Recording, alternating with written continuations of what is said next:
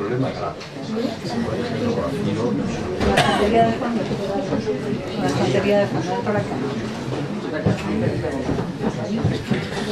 A ver.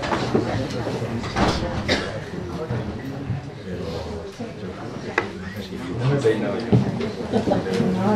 Bueno, ¿qué? Sí, ¿Seguro? sí, te lo presentar. Ah, como queráis, sí, si queréis, si preferís dar la conferencia de pie, María Jesús se sentó en la mesa. Sí, la Rosa se sentó en la mesa. Digo, Rosa. Rosa se sentó en la mesa, o sea que si prefieres hacerlo bien, pues mucho mejor. No, pues genial, te lo agradezco. Sí, es un poco esquizofrénico.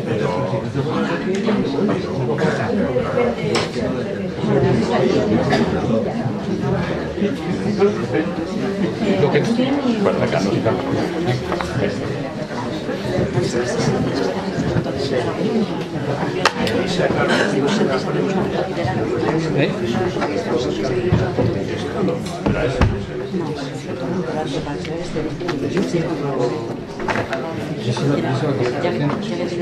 la conferencia? Los atletas te quieren hacer una foto con el bus. ¿Dónde? Aquí delante. Dijiste allí. Sí, enseguida.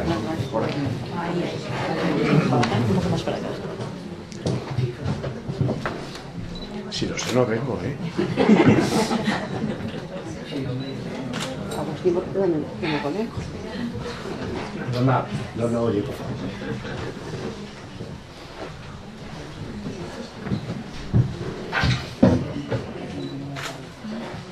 Un poquito más para acá, por favor. Eso, ahí. Lo sentimos, ¿eh? Oye, ¿para qué os vais a casar? Por favor, coger el libro.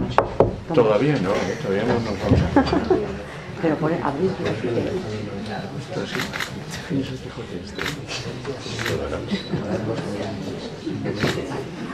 Gracias a ti.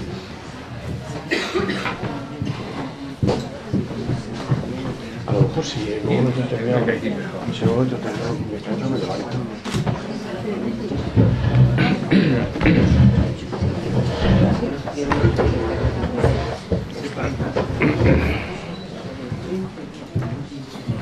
Esta mesa es criminal, ¿eh? Ya sé yo por qué Rosa se puso de pie por la mesa.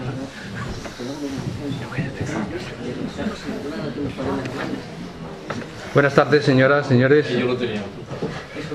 Me ha pedido María Bolaños que diga algunas palabras preliminares sobre el conferenciante, de modo que, si ustedes me lo permiten, pues les voy a distraer 5 minutos, no muchos más, de su valioso tiempo. Cerramos con José Antonio Pascual un ciclo de conferencias tan breve como intenso y esplendoroso. José Antonio, como ustedes saben, es una de las figuras de la filología española, de modo que si hubiese que elegir 4 nombres, por ejemplo, o 5, de esa filología española actual, pues José Antonio Pascual sería una de sus cabezas, y no sé si la cabeza mismamente. José Antonio Pascual es un hombre que se ha dedicado ya muchos años a la historia de las palabras. Es un historiador de las palabras. Ahora se le llaman filólogos, pero realmente él es un historiador de las palabras. Las ha perseguido, las ha buscado, las ha concretado y las ha seguido como un entomólogo. Le gustan las palabras en su origen, pero a partir de ahí ha conseguido dar a entender a un público curioso en general, y desde luego a los especialistas en particular, toda una evolución de las palabras. Las palabras de la lengua primero castellana y finalmente española, depurada en esa Castilla de toledana, en esa Andalucía castellanísima, y después hecha ya definitivamente lengua universal en América.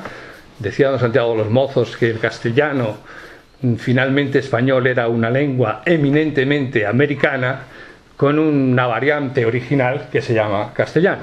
Bueno, pues sobre todas esas cosas José Antonio ha dedicado muchos años de su vida, muchas horas de su trabajo, y nos ha dado verdaderas maravillas en cuanto a la evolución de esas palabras que tienen una ósmosis, que tienen unos añadidos, y que gracias fundamentalmente a los hablantes, que son los factores determinantes de la evolución de esas palabras, notamos, y los estudiosos como José Antonio nos lo plantean de una manera panorámica, cómo ese lenguaje se estanca, cómo evoluciona, cómo se embellece, cómo llega a un cierto esplendor o a una cierta decadencia. José Antonio Pascual es un hombre que no es un purista de la lengua dentro de su academicismo, tampoco es un laxo, sino un hombre que su pasión por el conocimiento de las palabras le ha llevado a esa comprensión disuasoria y persuasiva. José Antonio está muy preocupado por nuestra lengua, pero no es un purista, no es un inquisidor en el sentido negativo de la palabra que persiga a los gazapos, sino que trata o ha tratado en sus obras, la última no es lo mismo ostentoso que ostentorio, una obra fundamental del recreo, del estudioso, podríamos decir, con la filología y el mundo del saber de las palabras, pues José Antonio se ha recreado en su estudio para de esa manera tratar de persuadir a los hablantes en un sentido fundamental, a saber, las lenguas son instrumentos de comunicación fundamentalmente, pero también, y aquí está la curiosidad que hombres como José Antonio Pascual nos han infundido, de creatividad y de belleza. Yo creo que ahí ha gastado buena parte de su vida. Afortunadamente le quedan todavía muchos años para darnos ese diccionario histórico interminable, pero yo creo que, en fin, que ya lo van a acabar cualquier año de estos. Y supongo que ahora, para hablar del Quijote, pues José Antonio nos va a enseñar alguna cosa fundamental, a saber, cómo el Quijote, cuando se lea y cómo se lea, siempre es un camino de libertad. Muchas gracias.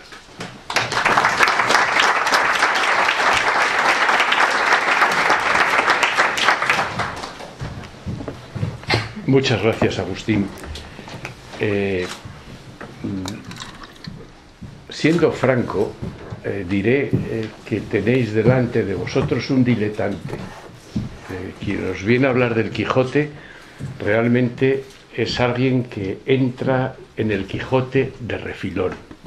Yo me dedico exactamente a las palabras, y claro que el Quijote tiene palabras, pero claro, tiene además de palabras muchas otras cosas.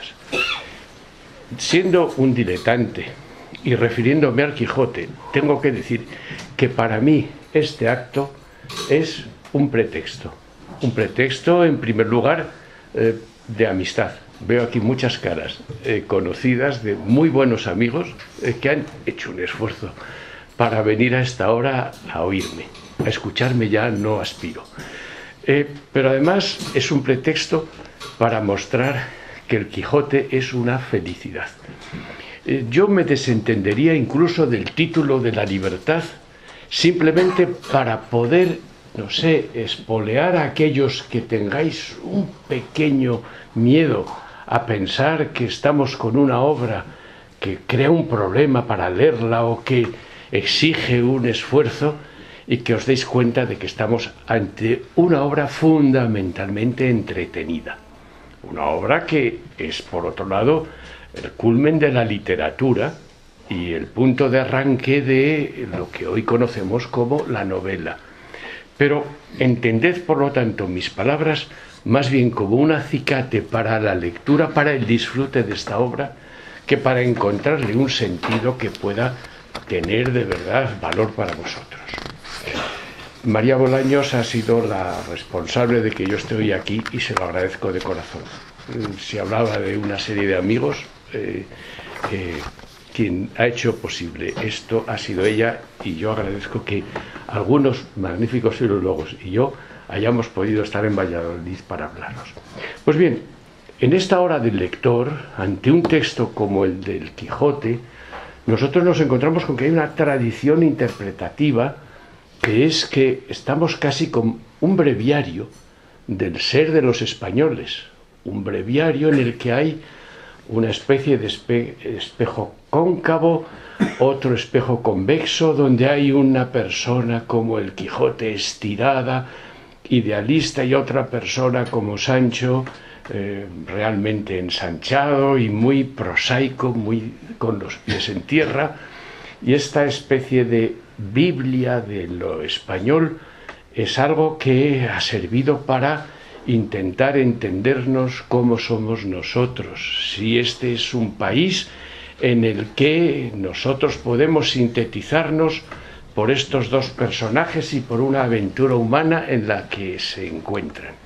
Esta es una tradición interpretativa que arranca precisamente del romanticismo alemán, y esta es una interpretación que nos sitúa a los españoles ante un futuro siempre dudoso, siempre peligroso, donde tenemos unas virtudes de caballerosidad, de desprendimiento, de idealismo, y a la vez una incapacidad para poder cumplir esa especie de objetivos de un pueblo que siempre termina tropezando y cayendo en el desastre. Esta interpretación de El Quijote es una interpretación que se salta las reglas más elementales de la creación literaria, pero es una interpretación que, pensad, que en 1727 lleva a Madame de Lambert a decir que Don Quijote ha destruido la monarquía de España, pues el ridículo que ha difundido frente al valor que tenía esta nación antes del Quijote ha logrado reblandecer y debilitar el valor de los españoles. Daos cuenta qué interpretación la de Madame de Lambert, que no es suya, tiene una tradición interpretativa en la que en realidad nos conduce a todos nosotros a esa especie de desaliento ante nuestro país que está ahí reflejado en ese breviario de cómo somos los españoles y cómo deberíamos ser. Y yo me animaría ya desde el principio, enfocando el camino va hacia la libertad, me animaría desde el principio a deciros que realmente todos estos hechos sobran, y me serviría de unas palabras del propio Quijote, de la novela, y es que cada uno es artífice de su ventura. Es lo que le dice Quijote a Sancho al salir de Barcelona. Y esto está tomado del Tirante el Blanco, en una traducción del 16 que conoció el Quijote, que la utilizó muy bien, donde la bella Agnés le dice a Tirante: la aventura cada uno se la procura, y esto tiene naturalmente una tradición latina. Yo contrastaría, por lo tanto, esta idea en la que yo me he educado, de un Quijote que me sirve de espejo de cómo soy, cómo he podido ser y cómo deberíamos ser. Yo cambiaría esto por la convicción de que somos lo que queramos ser, lo que queramos realmente ser. Pues bien, Thomas Mann, que es uno de los representantes de esta idea del Quijote heredada del romanticismo alemán, lo explica así: aquí hay una nación que eleva la parodia melancólica y la ridiculización de sus cualidades, como la grandeza, el idealismo, la generosidad, la caballerosidad, a un libro ejemplar y de honor, y se ve y se conoce en él, se reconoce en él con tristeza orgullosa y relajada. No es algo extraordinario, dice Thomas Mann. La grandeza de España se halla en los siglos lejanos, en los nuestros tiene que luchar con grandes dificultades de adaptación. Esto es lo que yo querría dejar de lado. Y tengo que decir que desde que yo leí el Quijote en la escuela al momento presente, he visto cómo se van, yo diría, debilitando, por no utilizar una palabra que te he criticado un día, que se van debilitando precisamente estas interpretaciones románticas del Quijote. Tenía una pequeña polémica con esta persona tan amable, con Agustín, que me ha querido presentar, y por lo tanto sobre el verbo enervar. Iba a decir enervando, pero como tengo el miedo de que alguno de vosotros no os deis cuenta que enervar significaba debilitar, he querido dar este rodeo precisamente, y me perdonarás la broma. Bueno, la verdad es que esta obra es fundamentalmente una obra divertida.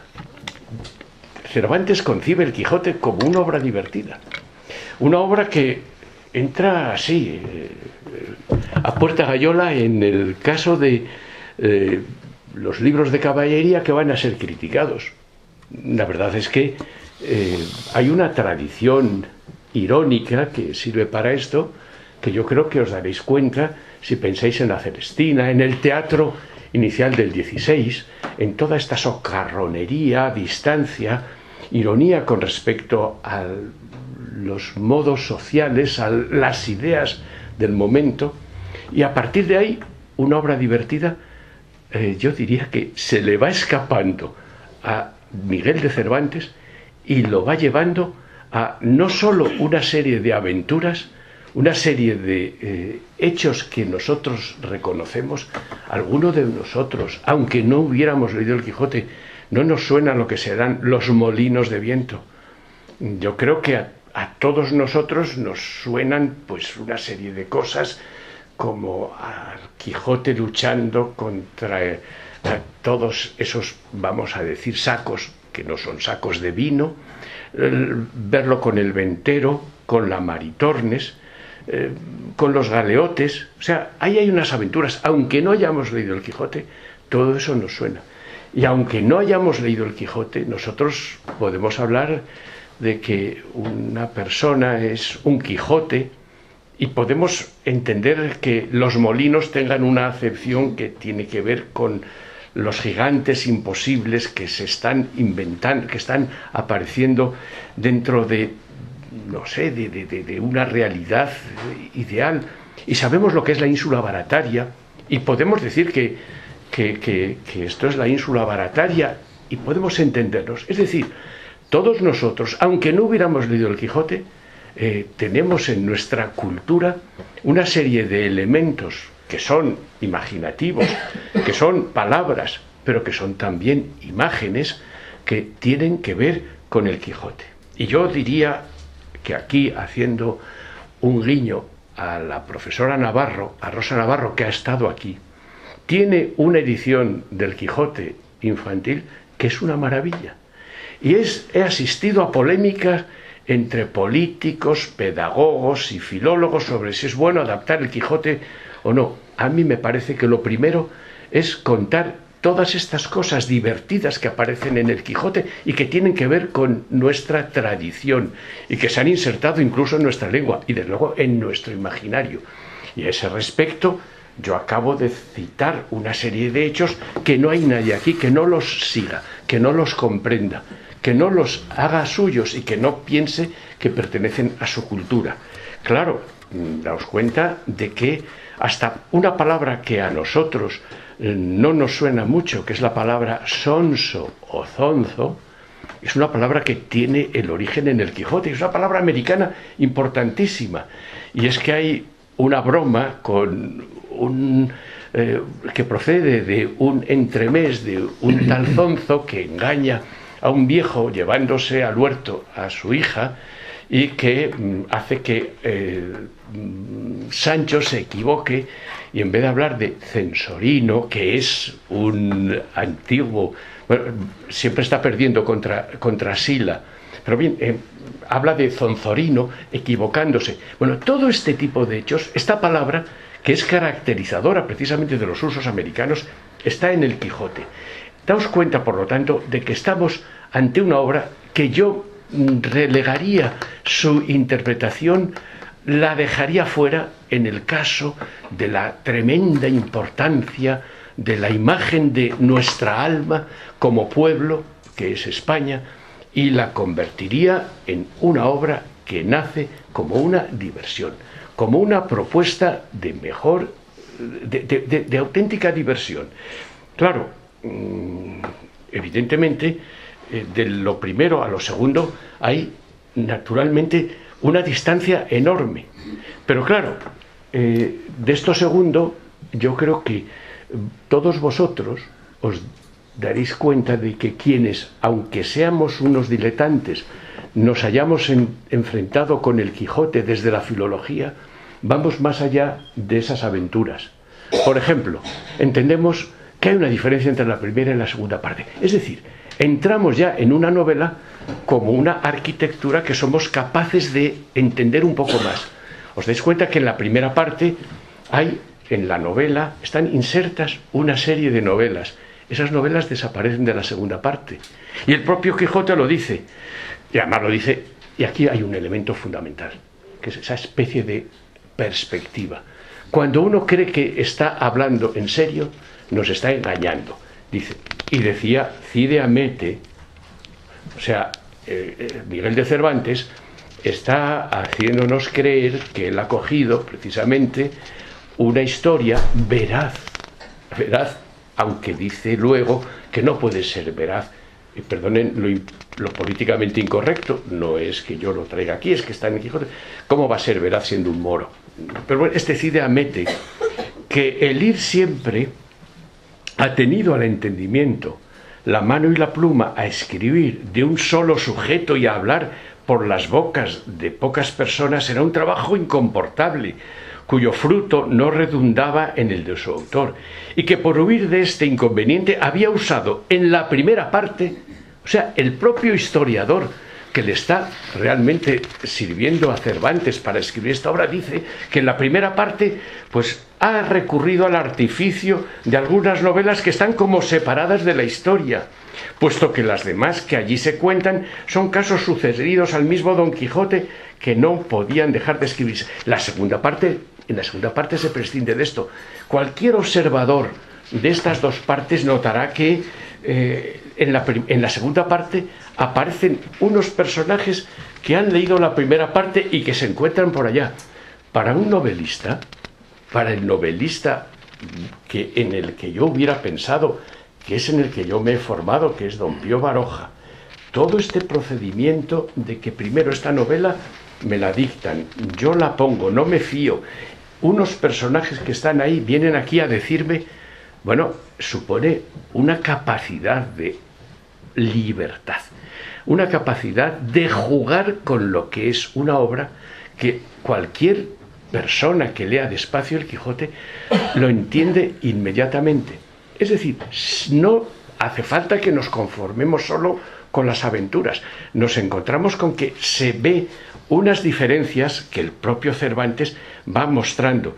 Claro, fijaos en qué personajes que en la primera parte, bueno, son, diríamos, realistas, como es Sancho, en la segunda parte se convierten en lo contrario. En el clavileño está haciéndole creer, cree que está haciéndole creer al Quijote Sancho que realmente ha tenido todo ese viaje por las estrellas.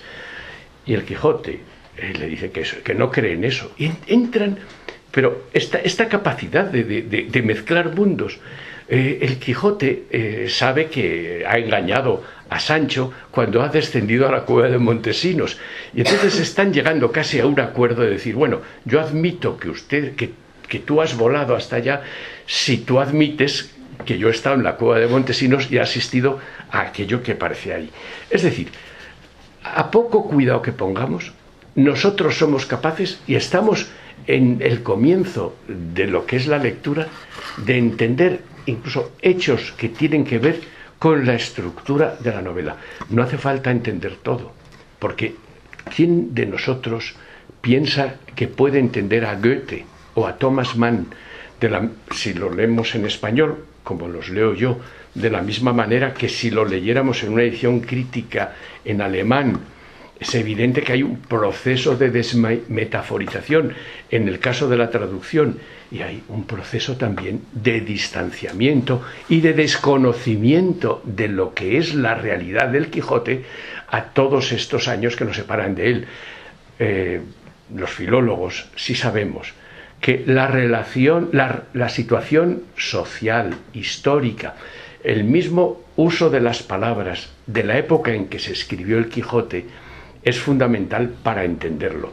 Nosotros no estamos capacitados para poder saber qué era ese mundo de caballerías que estaba en el Romancero todavía, que estaba de algún modo en el Ariosto, en obras que son decisivas, que están sirviendo de marco a la escritura del Quijote. Es decir, no podemos pretender entenderlo todo, pero yo creo que cualquier persona, aunque no sea escritor, escribe siempre para otras personas, ocultando a unas lo que quiere que otras puedan entender. Pensar que los filólogos somos capaces de desentrañar enteramente el contenido de una obra es pensar absolutamente en lo imposible.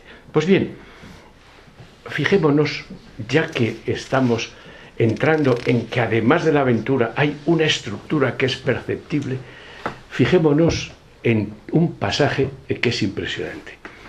Don Quijote, bueno, iba vestido de una manera sorprendente. Llevaba aquí una bacía. Una bacía es algo que yo todavía he visto.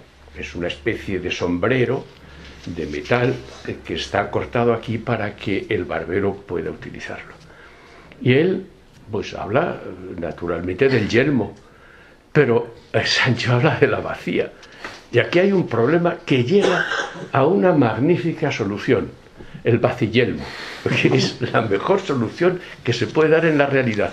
La realidad es la que es, pero yo con cambiar las palabras.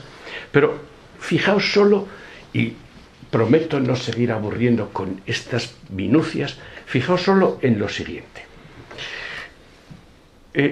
Mandó a Sancho que cobrase el yelmo, el cual, tomándola, esta figura se llama silepsis, el yelmo tomándola. ¿Pero por qué está tomándola?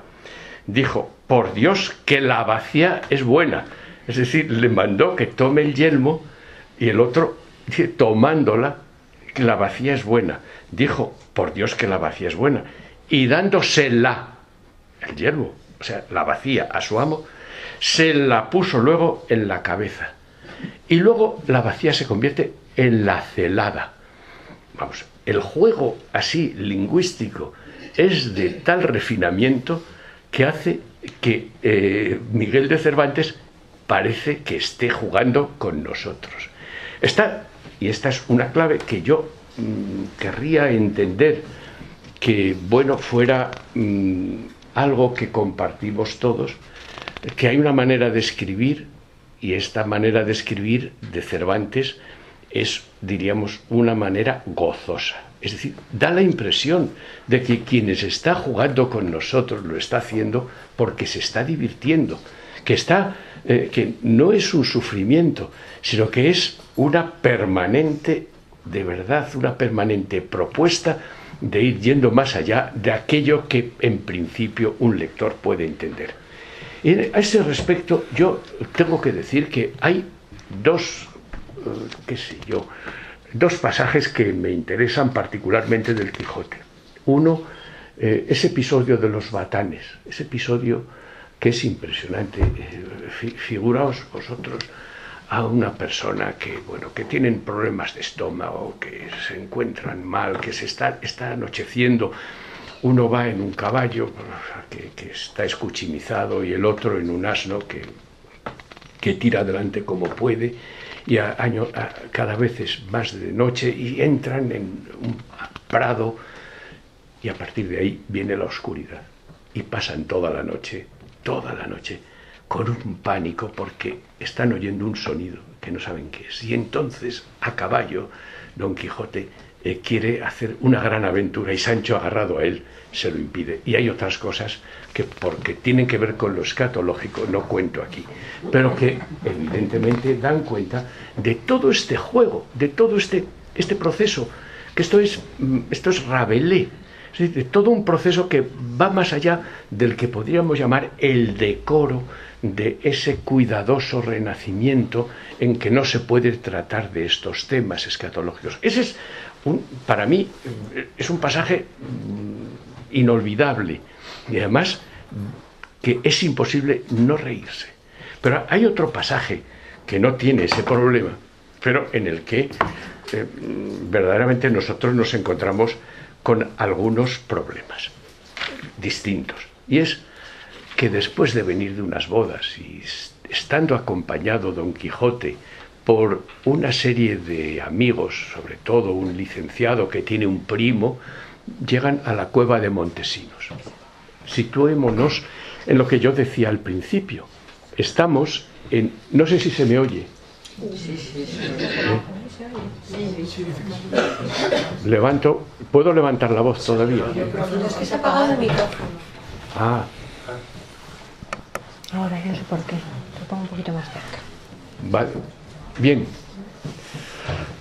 Entonces llegan a la cueva de Montesinos y fíjense, o fijaos, en esa especie de broma que se hace sobre esa tradición épica, en un determinado sentido, que todavía está en el romancero. Está Durandarte, herido de muerte, su primo Montesinos. ¿Qué hace? Una vez que muere, le quita el corazón y se lo lleva a Belerma. Esa es una tradición del romancero que es conocida por todo el mundo, no por nosotros. Y entonces, claro, se encuentra Cervantes con que hay una cueva de Montesinos y decide bajar allí. No digo lo que tarda en bajar, el tiempo que tarda en subir, sino que voy a leer rápidamente la explicación que da de lo que ha ocurrido allí. No con menor lo cuento yo, respondió Don Quijote, y así digo que el venerable Montesinos me metió en el cristalino palacio.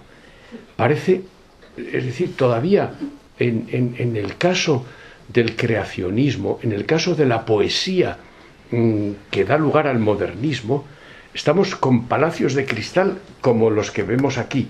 Me metió en el cristalino palacio, donde en una sala baja, fresquísima sobremodo, y toda de alabastro, estaba un sepulcro de mármol con gran maestría fabricado, sobre el cual vi a un caballero tendido de largo a largo, no de bronce ni de mármol ni de jaspe hecho, como lo suele haber en otros sepulcros, sino de pura carne y de puros huesos. Tenía la mano derecha, que a mi parecer, o sea, es que está de verdad quedándose con nosotros, es algo peluda y nervosa, señal de tener muchas fuerzas su dueño, puesta sobre el lado del corazón. Y antes que preguntase nada a Montesinos, viéndome suspenso, mirando al del sepulcro, me dijo: este es mi amigo Durandarte, flor y espejo de los caballeros enamorados y valientes de su tiempo. Tiénele aquí encantado, como me tiene a mí y a otros muchos y muchas, Merlín, aquel francés encantador que dicen que fue hijo del diablo. Y lo que yo creo es que no fue hijo del diablo, sino que supo, como dicen, un punto más que el diablo. El cómo o para qué nos encantó nadie lo sabe, y ello dirá andando los tiempos, que no están muy lejos, según imagino. Lo que a mí me admira es que sé, tan cierto como ahora es de día, que Durandarte acabó los de su vida en mis brazos y que después de muerto le saqué el corazón con mis propias manos, y en verdad que debía de pesar 2 libras, porque según los naturales el que tiene mayor corazón es dotado de mayor valentía del que le tiene pequeño. Pues siendo esto así, y que realmente murió este caballero, ¿cómo ahora se queja y suspira de cuando en cuando como si estuviese vivo?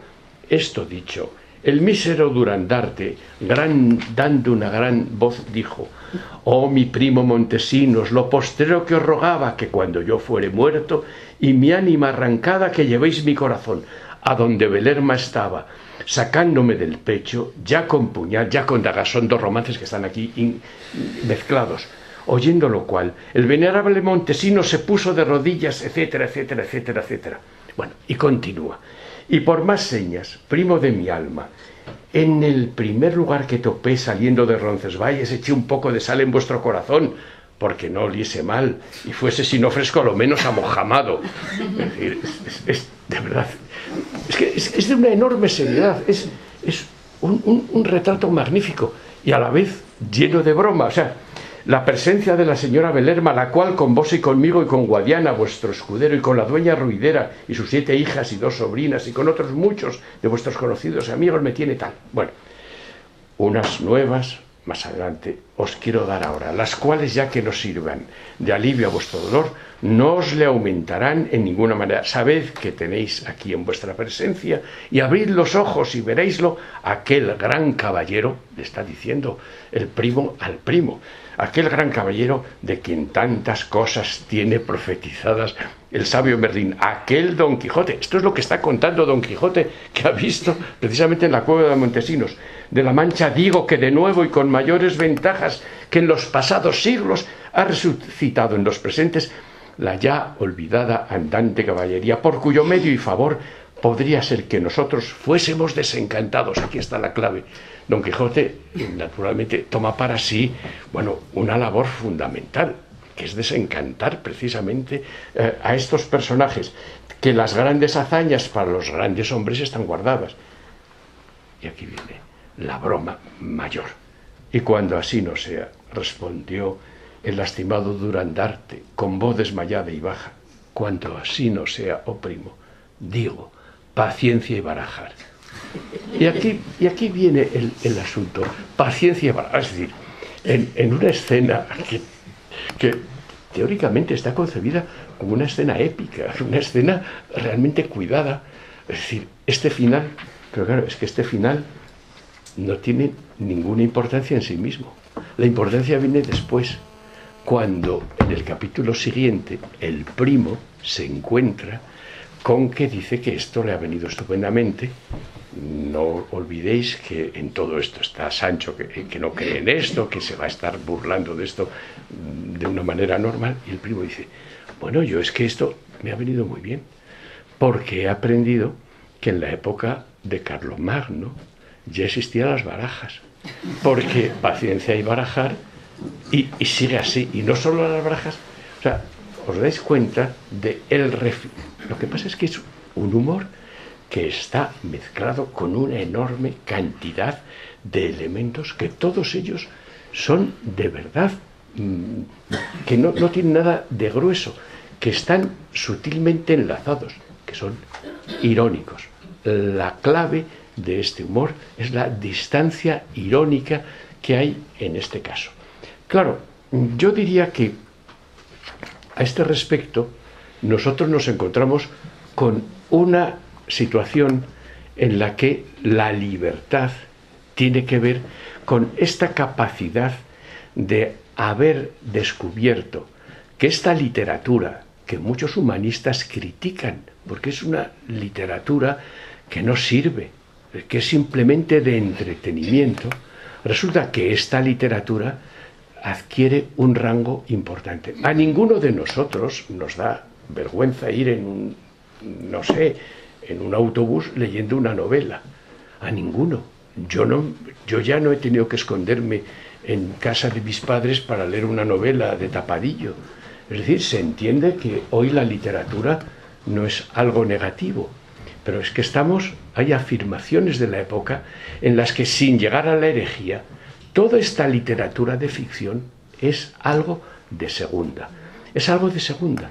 Y en cambio nosotros nos encontramos con que hay la creación de una realidad, por ejemplo la de Candaya, en la que nos reímos, que está totalmente alejada, pero vamos, lejanísima de donde están sucediendo las acciones, y donde hay alguaciles que no tienen por qué existir, gente que canta seguidillas, o tenemos una nueva realidad, la ínsula barataria, en la que se nos encoge el corazón, precisamente porque ahí hay un Sancho que está actuando con un sentido común, y cuando Sancho se va de la ínsula barataria, se nos encoge el corazón de pena. Nos damos cuenta de que se ha perdido una oportunidad magnífica de una persona que merecía no haber tenido ese trato. Es decir, esta realidad inventada, yo os tengo que decir que no tiene más dogma que la libertad del escritor. Es el único dogma. Y claro, si nosotros comparamos esta obra con lo que dice Francisco Sánchez en la época, que es: no esperes de mí compuesta y atildada expresión. Estamos con una persona que se dedica a la filosofía, a la lógica. Si me pusiera a escoger las palabras y a usar de giros elegantes, si hiciera por lo tanto ese esfuerzo de escribir bien, la verdad se me escaparía de entre las manos.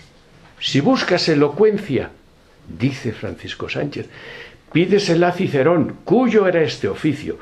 Yo hablaré con suficiente hermosura si hablare con suficiente verdad. Quédense, y miren ustedes la barbaridad que nos hacen los que se llaman científicos de la época, el disparate que es esto. Quédense las bellas palabras para los poetas, bueno, para los cortesanos, los amantes, las meretrices, los rufianes, aduladores, parásitos y gentes de Salaya que tanto se precian de bien hablar. Lo que está haciendo Cervantes, en realidad, si lo enfocamos desde la idea que los sabios se hacen en ese momento de qué es la escritura, es precisamente acercarse libremente a la literatura, a lo que es la ficción, cuando no tiene además un molde como el que podemos tener ahora, que podemos naturalmente continuar o superar, que hemos heredado y en el que se puede escribir. Estamos ante, naturalmente, una persona que es absolutamente independiente, totalmente libre, para precisamente ponerse a trabajar en la ficción. Y lo que nos enseña a los lectores es algo muy importante. Nos enseña a conciliar una cosa con la contraria. No hay contradicción entre precisamente la bacía y el yelmo. Todo es perfectamente posible. Nos obliga, nos permite a poner en cuarentena la fuerza de cualquier aserción. Nos anima a ejercer la libertad. Desde luego, nos permite disentir de cuanto leamos. La ironía no es solo un condimento del estilo, es precisamente la manera de verdad de llevarnos a entender que todo es opinable, que no podemos conformarnos con esta certeza de que vamos a dar con la verdad simplemente porque nos pongamos a buscarla. Es evidente que no son los ritos, no son las creencias, no son los falsos honores los que están aquí potenciados en el Quijote. Incluso el Quijote nos muestra que las propias palabras están bajo sospecha, están construidas, y cito textualmente a un gran filólogo, a un buen estudioso del Quijote, están construidas, por un lado, sobre la triste realización del Alto Renacimiento, esa realización de que las palabras pueden ser usadas para engañar, y pueden ser usadas para engañar sencillamente porque las palabras en gran medida son para engañar. Claro, la lectura del Quijote nos lleva a entender lo que tiene de juego, pero también nos enseña a que la verdad científica no es la única posible. La dudosa invención literaria es algo que nos es tan importante como puede ser la ciencia. Es evidente que el escritor que concibe esta obra como el Quijote nos está, yo creo, que dando una herencia en la que nosotros hemos aprendido algo que de verdad nos parece que es lo normal, que es lo natural, que es aprender a leer y a disfrutar de la ficción, de la realidad inventada. No tengo que decir que el mejor antídoto contra el dogmatismo precisamente está en la literatura, en la capacidad de negociar con los personajes que aparecen en ellas. Bien, yo voy a ir terminando para simplemente situarme en una de las interpretaciones, y son muchas las que se dan, de esta actitud del Quijote, de Cervantes en el Quijote con respecto a la realidad. Cervantes, yo creo que toma las cosas para mostrar la desconfianza que se debe tener ante las fuerzas que nosotros tenemos para inventar la realidad. Digo, para inventar la realidad. La realidad no es algo que sea objetivo. Inventar quiere decir que nos viene. Esa realidad es algo a lo que debemos de acostumbrarnos a acceder precisamente a través de la libertad. La libertad que Leo Spitzer, uno de los mejores filólogos que ha estudiado el Quijote, bien es verdad que desde esta tradición romántica que surge en el romanticismo alemán, dice: es un milagro el que en la España de la Contrarreforma, cuando la tendencia era hacia el restablecimiento de una disciplina autoritaria, surgiera un artista que 32 años antes del Discours de la méthode de Descartes fuera capaz de darnos una narración que es simplemente la exaltación de la independencia de la mente humana y del artista. Insiste, además, Spitzer, en que el verdadero héroe de la novela es Cervantes en persona. Yo ya no estoy tan seguro, pero esta es una de las tradiciones que ha sido criticada por algunos filólogos, pero que a mí me parece que es coherente. El artista que combina un arte de crítica y de ilusión conforme a su libérrima voluntad. Desde el instante en que abrimos el libro hasta el momento en que lo cerramos, sentimos que hay allí un poder invisible y omnipotente que nos lleva a donde y como quiere. Cervantes, a mi juicio, lo que hace es exaltar la libertad del escritor y se adentra con esta libertad por el mismo camino que recorrerían después Descartes o Goethe, pero no por esas avenidas de lo trascendente por las que se moverían Pascal, Unamuno, etc., pues no pretendía destronar a Dios y poner en su lugar al superhombre, sino solo al hombre de carne y hueso, orgulloso, muy orgulloso de su creación literaria. La libertad del escritor nos conduce al elemento básico para entenderla. Spitzer dice, con variados matices, perspectivas y disfraces, da Cervantes testimonio de su alta posición dominadora del mundo a través de la ironía. Su ironía es la libertad de las alturas, una libertad bajo la cúpula de aquella religión que afirma la libertad del albedrío. Es precisamente a esta doble libertad, la del escritor y la que nos promueve en sus lectores, a lo que yo he querido llegar.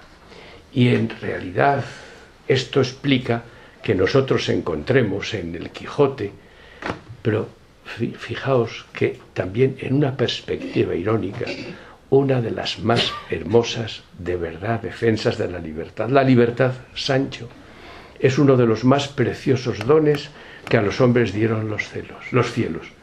Con ella no pueden igualarse los tesoros que encierra la tierra, ni el mar encubre. Por la libertad, así como por la honra, se puede y debe aventurar la vida. Y por el contrario, el cautiverio es el mayor mal que puede venir a los hombres. Está bien, pero es una broma, es una auténtica broma. Se libra del acoso de una mujer que no lo estaba acosando, que hacía como que lo acosaba. Y entonces cuando esta mujer se larga riéndose de él, al quedarse solo con Sancho, les explica que es para él la libertad. O sea, incluso lo más serio. Y aquí viene la libertad del Quijote. Libertad incluso para mezclar distintos géneros, distintos niveles, distintas propuestas. Esta es una lectura, como se puede ver, apasionada, que yo os propongo del Quijote. No pienso tener razón, pero ya me he declarado antes un diletante en estas tareas. Es una hermosura de novela. Yo creo que no podemos en la historia ir acercándonos a la cultura a golpe de centenarios. La cultura está ahí con independencia de los centenarios, pero podríamos aprovechar para leer una vez más el Quijote. Leer una vez más el Quijote porque de verdad es una puerta al conocimiento. Una puerta al conocimiento porque nos encontramos con que hay la capacidad de equivocarse, de disentir, de entender las cosas mejor. Esta es mi propuesta. Muchísimas gracias por vuestra atención.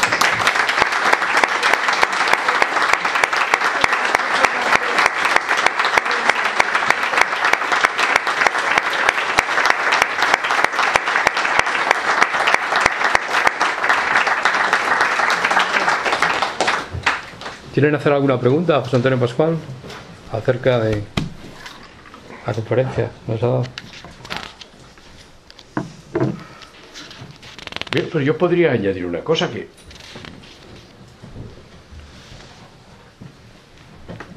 pero esto es por mis intereses. para entender el Quijote vendría muy bien tener un diccionario histórico. Porque claro, fijaos ahora vosotros que Don Quijote, el hombre, va hacia su pueblo y cómo va pensativo. Y todos decimos, caramba, este hombre estaba ahí pensando. No, pensativo quiere decir que iba triste. Es decir, pensativo no significa lo mismo. O sea, os dais cuenta que no pasa nada, hay que acercarse al Quijote a sabiendas de que uno no lo va a entender todo, ni el mejor filólogo. Y desde luego no lo va a entender el mejor filólogo como lo entendían entonces. Pero no obstante, no nos vendría nada mal. Y aprovecho, siempre que voy a un sitio, aprovecho para decir que no estaría mal disponer del histórico para poder entender mejor el Quijote. Y ya está hecha la publicidad, ¿no? ¿Cuántos años quedan para terminar el diccionario? Yo fui a la cueva de Montesinos y me dijo Durandarte que paciencia y barajar. Y aquí están los padres de uno de los lexicógrafos que trabajan en el histórico. En este momento son 4 los que trabajan en el histórico. Pensad simplemente que el diccionario del mismo tipo, el Trésor de la langue française, eran 140. Tardaron 50 años, 144. Bueno, el Oxford se tardó un siglo. Bien, es verdad que tenemos informática. Ahora, la informática es también un riesgo, porque aparecen muchas más palabras. Claro, ese es el problema, que antes en el fichero pues ahí tenía unas palabras, pero yo calculo unos 450. Es broma, no, está, es decir, aquí, si yo fuera una persona tecnócrata, diría, aquí, si tengo estos lexicógrafos y tengo estos medios y tal, pues tal, si tengo estos otros, tal. Pero tampoco, Agustín, tampoco hay que terminarlo, porque un diccionario no se termina nunca. Lo que hay que tener es una masa importante de palabras bien definidas. Entonces, claro, si nosotros logramos tener 10.000 palabras, ya tenemos 1.250, pero si logramos tener 10.000, no digo nada cuando lleguemos a las 20 o 25, bueno, a partir de ahí hay mucha información en el diccionario que ya puede ser utilizada. Pero es un problema de voluntad, es un problema de dinero, es un problema de desidia. ¿Qué es lo que ocurre? Pues no, en parte es de dinero, sí. ¿Quién financia ahora la realización del diccionario, fundamentalmente? Nadie. Nadie. ¿La publicidad? ¿La academia? Ah, no, eso es otro. El mío no, el mío me... No.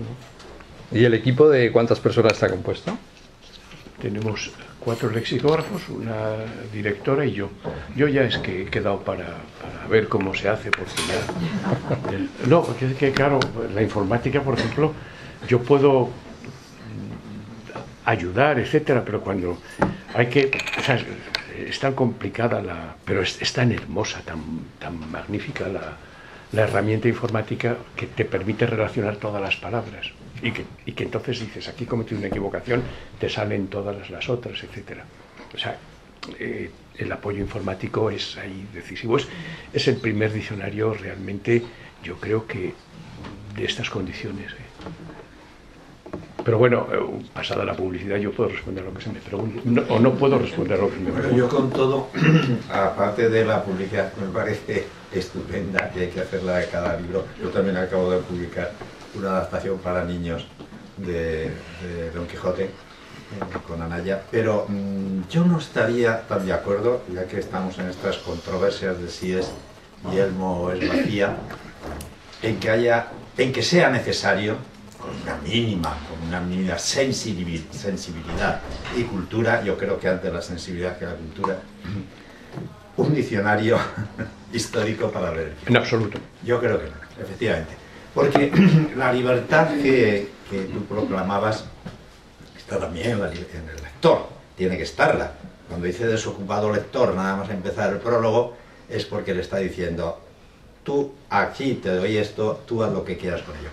Y digo esto porque, por ejemplo, la escena que mencionabas de iba hacia su pueblo pensativo. Bueno, claro, pensativo es pensar, es estar triste, generalmente. O sea, que hay muchísimas afecciones que no se nos escapan. Hay algunas otras que sí, pero para leer el Quijote con sabor, con placer, con gozo, con entusiasmo, quizá no sea falta. Pero ojo, que compraremos el diccionario cuando se... No, si es gratis. Pero bueno. Se consulta gratis en la red. Se puede consultar ya 1200 palabras. Sí, no, ¿estás de acuerdo en que efectivamente la libertad del... Yo estoy de acuerdo, pero no solo es eso.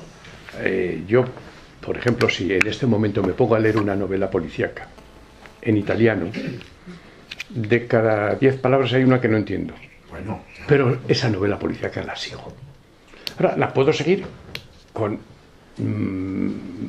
más precisión o menos, pero hay distintos niveles de lectura y por lo tanto lo que importa es leerlo y que no pasa nada si uno piensa iba pensativo, no pasa nada, sigue con ese desarrollo. Ahora, bueno, si podemos ir más allá, pues no está mal.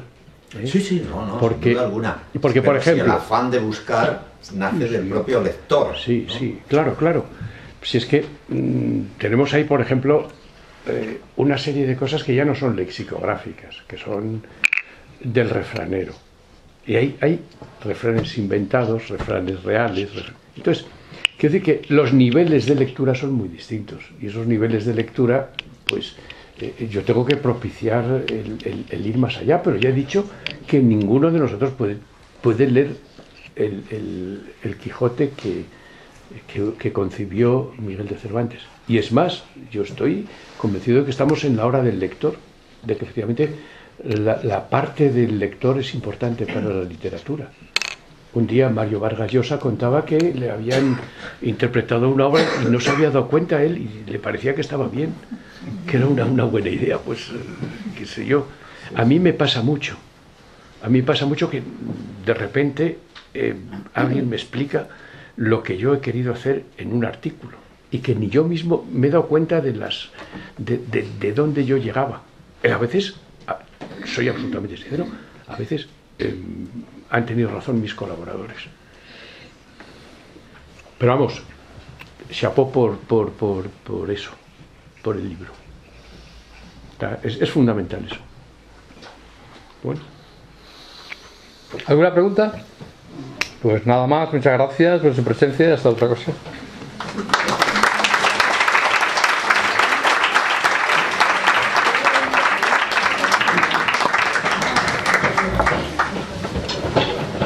Chavalillo, ¿tú tienes esta edición?